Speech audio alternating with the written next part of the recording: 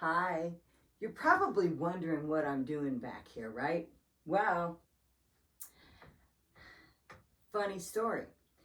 You need to learn when you're working with Panavision to count your rows. Okay, let me roll this back up here.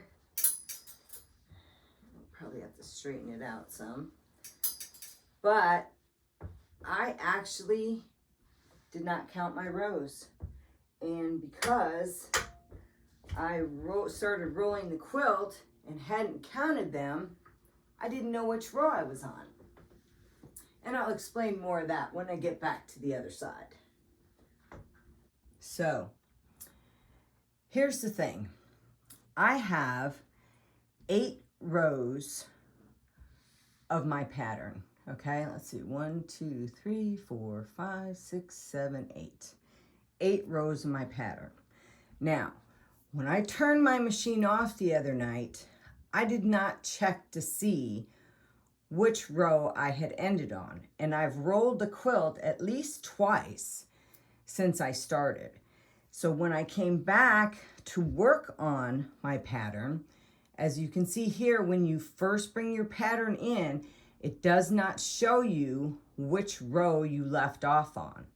So if you're working on a pattern that maybe interlocks like this, or you've got it flipped and you're going from left to right, depending on how your pattern is set up, you really need to know which row that you left off on. So here's a really good tip.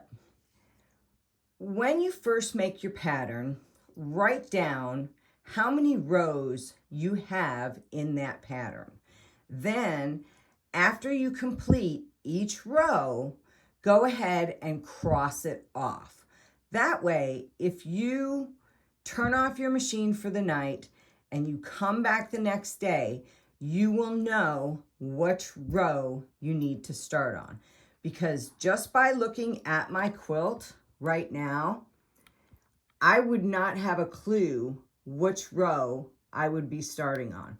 If I come to my pattern and I pull up my pattern, it's not going to be there that, hey, I've finished 4 rows. And since I can't actually count how many rows I've done just by looking at the quilt, because part of the quilt is rolled up, it would be nice if I had just marked down, hey, I just finished the 4th row, okay?